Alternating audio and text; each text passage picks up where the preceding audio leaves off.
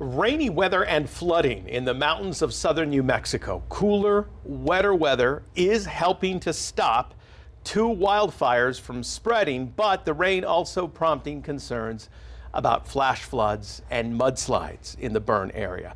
It's also affecting how much progress firefighters are able to make.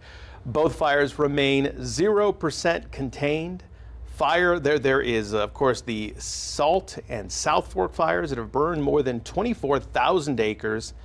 1,400 structures have been lost, including at least 500 homes.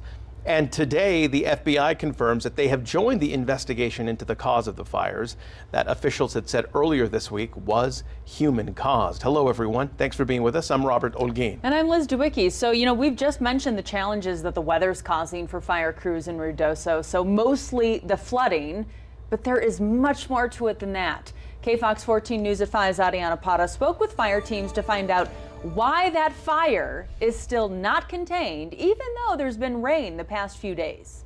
Right now, there is 0% of that we, as firefighters, believe is completely safe from having fire threaten those areas of the edge. Mike McMillan is a spokesperson for the Southwest Incident Management Team for the South Fork and Salt fires, ripping through over 23,000 acres of land. So it's a big firefighting effort. He says the reasoning behind the zero containment despite rain for the past few days has to do with the lines already drawn out and their confidence in keeping the fire within them. Even though many parts of that edge are already blackened and we have containment lines around some of those areas, but that doesn't mean that the fire can't cross those in the wind. While the rainfall is helping to put out some of the fire, with 100% humidity and full rain, it's really going to help us in our efforts to contain the fire where we can. A spokesperson for Lincoln County's Office of Emergency Management says Friday's expected rainstorm brings other concerns. So any kind of mass amount of water that goes through, it grabs dirt, it grabs trees, it grabs power lines, it grabs poles, it grabs rock, and just carries it with it.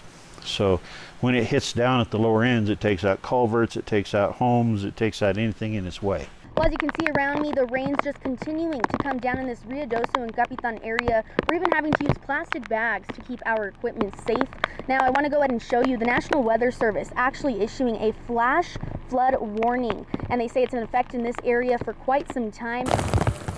Despite that rainfall, McMillan says the active fires are likely to stay at zero containment for at least the coming days. That doesn't mean that it's not in a lot better condition than it was. I mean, we are building containment lines around many parts of these fires, particularly where there's values at risk. So that was Ariana Parra reporting. There are more than 1,000 crew members up there working to contain those two fires.